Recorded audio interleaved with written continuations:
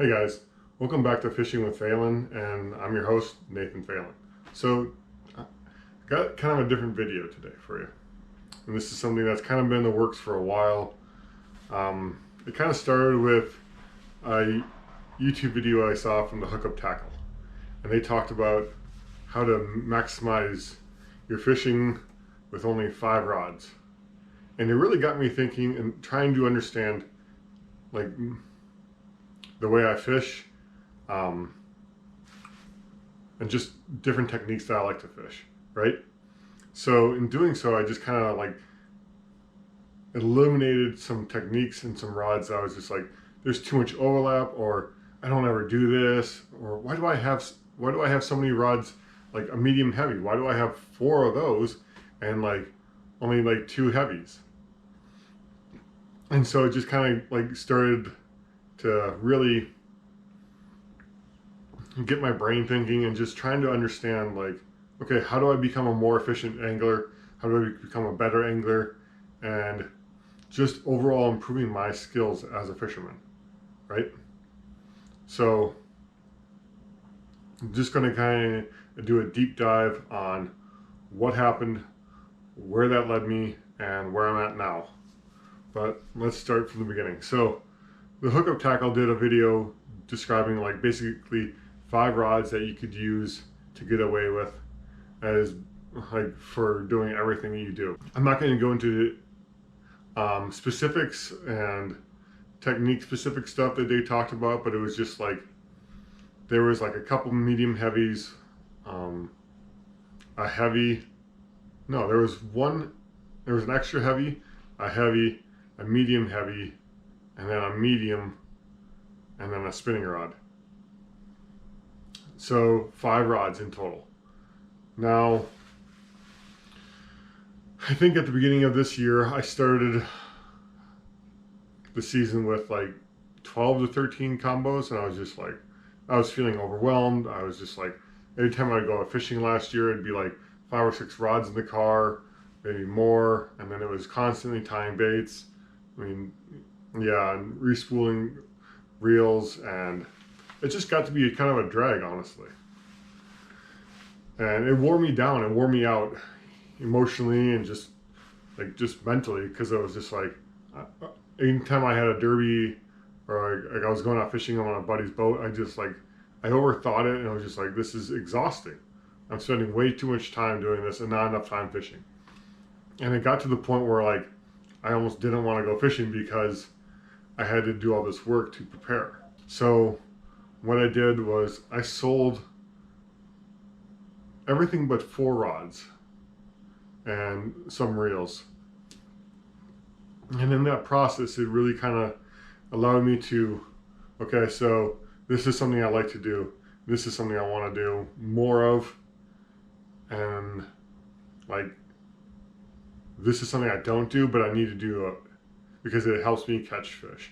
So let's start with my spinning rods, and let's kind of elaborate on, or I'll just kind of explain where I went and how I got here. So when I started the season, I had 4 spinning rods. Of those 4, I only have 1 now. That's from my original, and that is, where is it? My Orochi double X whip snake. So this is a Mega Bass rod. It's a 3 power 611, so it's fairly light. So they call it a medium light, and I'd say that's pretty much well, they call it a light, and I'd say it's more of a medium light, and it's pretty spot on being a medium light, I think. And I got it paired up with a Kage MQ 2500. Really great reel for the price point. But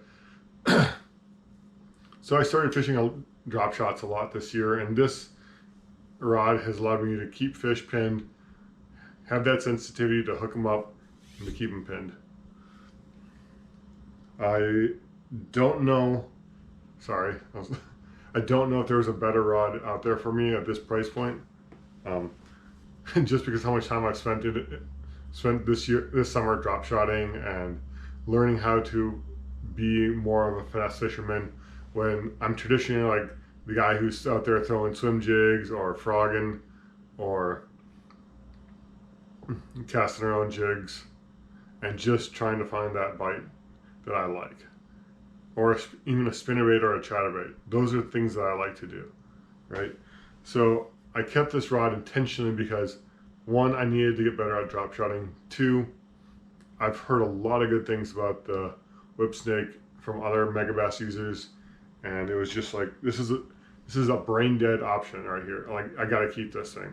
It's gonna be there, you know, for me. Wow. Continuing with the spinning rods, I have another megabass. So I had a Steez 7.1 medium, which I really did like. I just prefer the Windbuster a little bit more. So yeah, Megabass P5 Windbuster, I traded my Steez 7.1 medium for. Some people are like, why would you do that? That's crazy. Well, there's something about the action I really like about this rod. They call it a medium and medium fast, and I would say it's about there. It's a f3.5, and it's paired up with a Shimano Xsense 3000. I got this on a really good deal. That's the only reason I have this reel. And so this does all my heavier techniques for like Nico rigs or small jigs, like this Kitech football jig I really like on a spinning rod. And yeah, it's really allowed me to become a more efficient angler having just gear, because you have to refine your technique. So with those two spinning rods, I've been able to grow in terms of like bottom contact baits. So like shaky head, I love to fish. My Steez 7.1 was excellent with that. I have all the confidence that the Windbuster is going to do what my Steez did, right? The whip snake, we already talked about it being a great drop shot and Ned rig rod, but it's also great for finesse swim baits too. You know, when you're just chasing river smallies, or maybe you're in a pond where you got, you know, really small bait and you're just trying to imitate or throw something just a little bit lighter than what everybody else is doing. So, all right, from there, let's dive into the casting gear. Yeah, so only well, there's a few casting rods. So, no, surprise, surprise, another megabass. But this is the Super Destroyer. So it's a 6.9.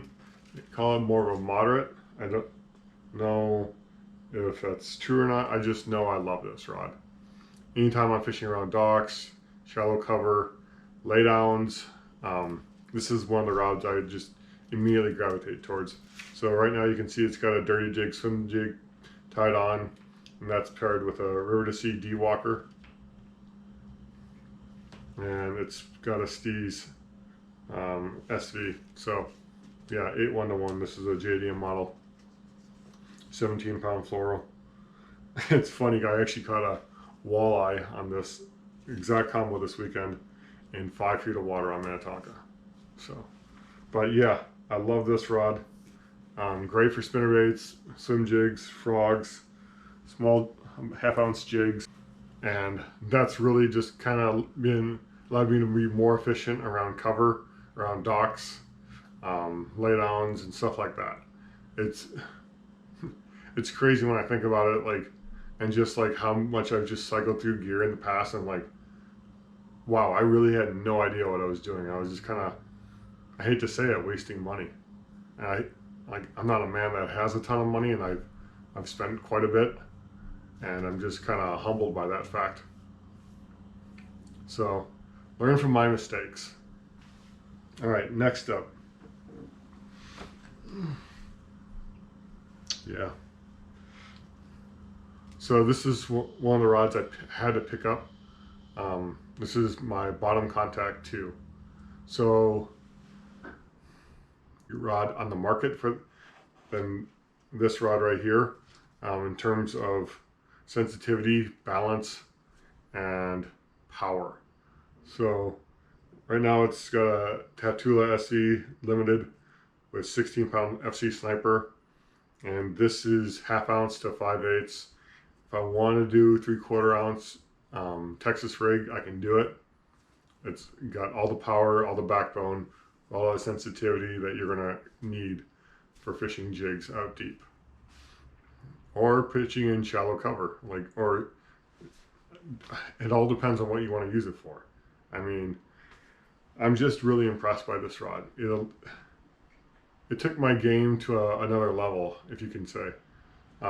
This rod came in specifically very handy on White Bear Lake earlier this summer, where my fishing buddy Mua and I took first place.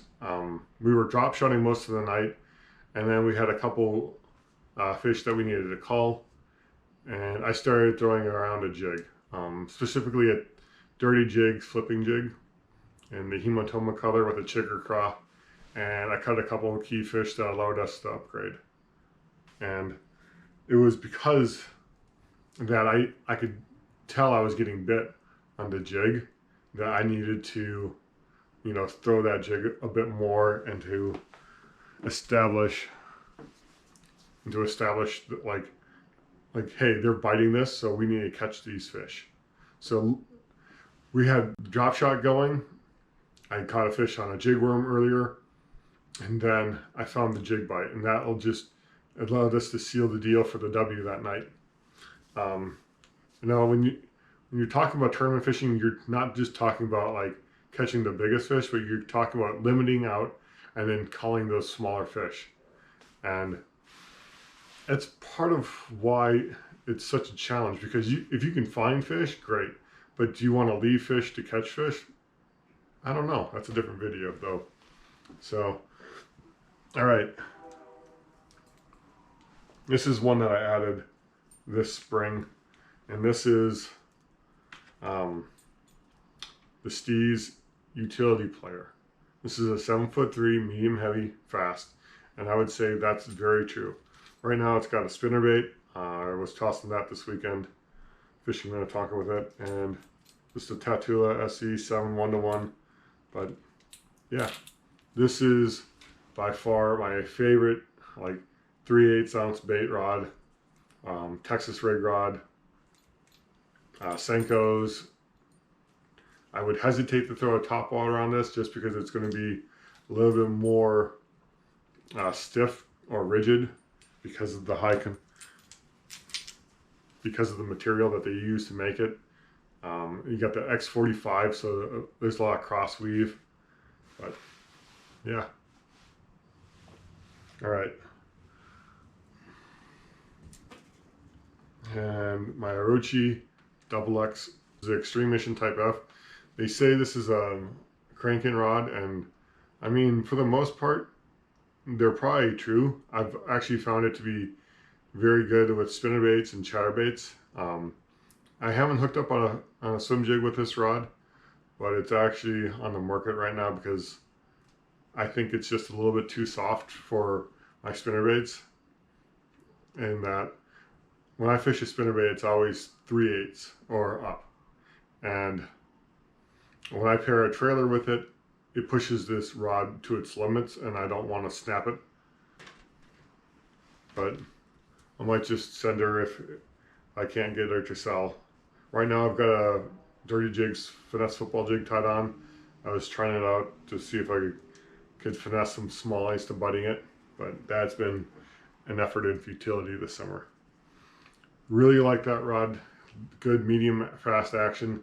So they say it's a cranking rod. I have not used it for cranking at all. I think it works well around open cover or sparse cover for chatterbaits and spinnerbaits. That's just my impression. I think my impression, excuse me, because of what it does and just how well it loads up and holds fish pinned. Like when I hook a fish on a spinnerbait or chatterbait, it's very rarely that I lose them. All right, next up. All right, another mega bass for you. P5 tequila back rack. So right now it's got a sleeper gill on here. I was going to throw it around this weekend, but never got around to it. This has got the new Zillion HD it's the JDM model. So it's 7:1 to 1. That's what I like most of the time. And that is my frogging rod. I like it for that. It might be a little overkill being that it's technically a $500 rod brand new. But it allows me to throw big jigs, big frogs, some of your smaller big baits. You know, that 1 to 3 ounce range I think is pretty comfortable on that rod. But I wouldn't do much past that. I don't have a lot of experience. I do mostly like Gantarels and S-Wavers and 6-inch mag drafts. But I think that rod really excels for me in frogging. I haven't lost a ton of fish since I've gone to a slower action with frogging, and that P5 that just demonstrates like my landing percentage, because I hold more fish pinned and I keep them there to the boat or to the shore. And it's just, you have a tool, so use it properly, employ it. So I fished some heavier swim jigs on it. I've pitched with it. I haven't really punched with it, and I don't think I will because it's only a 7 foot. I could probably flip with it to a certain extent. But right now, that is my arsenal. So I had 4 rods going in. Those were the Super Destroyer, the P5, the Steez, which I traded for the Windbuster, and the Whip Snake. So those 4 rods were the basis of what I kind of like platformed my arsenal off of. And it's taken me a long time to really like start to like understand how to fish each rod and how to understand the actions, because like I said earlier, I spent a lot of time just like rifling through gear just because it didn't seem right to me. And something seemed off in the action or the power, and I was just constantly cycling through gear. And it got to the point where it was just like, sometimes it was like every 6 months I had something for sale, or I was just like, I was buying something else, and it was getting out of hand. And so when I came across that hookup tackle video, I think I watched that like 3 or 4 times, and to really understand what Ben from the hookup tackle was saying, and then where I could like find rods and employ those into my arsenal. Now, the rod I have for sale right now, the EMTF, I love it. It's great, 3/8 ounce spinnerbaits and chatterbaits, but anything more than that, it's kind of pushing its limits, and you can kind of see like the limitations of it. The rod I probably should have bought I don't know if there's a rod out there I should have bought for like 1/2 ounce and up. I have some ideas. I don't know because I haven't fished them. I can only get feedback from people who own those rods. And a lot of guys may have confirmed or may have not, because it's all personal preference and this is all about, fishing efficiently and really breaking down, okay, so what can I do with this rod? Let's take my Super Destroyer. Well, let's see. I can throw a buzz toad. I can throw a small frog. I can do a swim jig, a spinnerbait, a dark sleeper if I wanted to.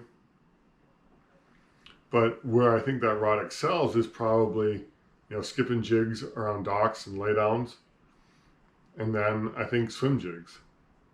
For me, this is where that rod excels for me.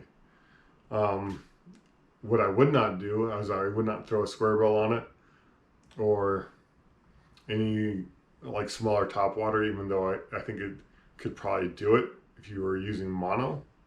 But if you're running braid, I would probably not go that direction, just because it's got a heavier power and you don't want to rip those hooks out of that fish or bend them out. If I was going to throw any kind of topwater with the rods that I have, it'd be my utility player for whopper ploppers and maybe some bigger walk the dog style baits. Or I'd go grab my EMTF. But these two do very different things.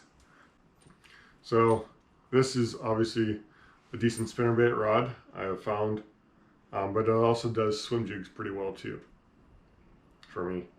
And it allows me to find fish and then isolate them and pick them apart. Because, I mean, if there's fish biting a swim jig, great. Then how do I get them to continue to bite? Or if I'm pitching around docks or cover, okay, so then I've got a swim jig or a dark sleeper tied on, or a 3/8 ounce jig, or a Texas rig. And this is where that rod excels. So single hook moving baits, your larger top waters I think would do well with this. And yeah.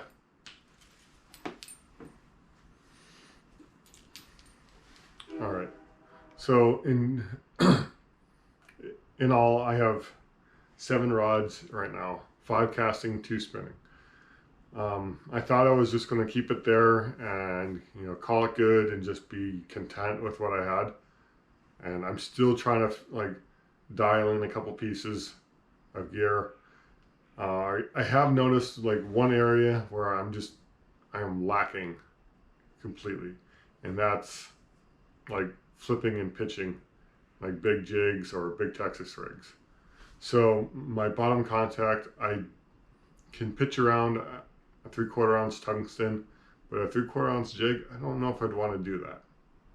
So I know the tequila back rack would probably be pretty good with that, with heavier tungsten and bigger jigs, you know, that 3/4 to 1 ounce range. So that's something I've got to play around with. But I've got some other pieces of equipment I'm testing right now and trying to figure out where they come into my arsenal, or do they not fit at all? Because I think most fishermen can probably get away with, you know, half a dozen rods. And I would like to stay there, but we'll see what happens in the future. It's a process. We're always trying to hone our craft and become better. But sometimes being better means buying more equipment or testing different techniques, different styles, and really understanding what you can do, what the limits are.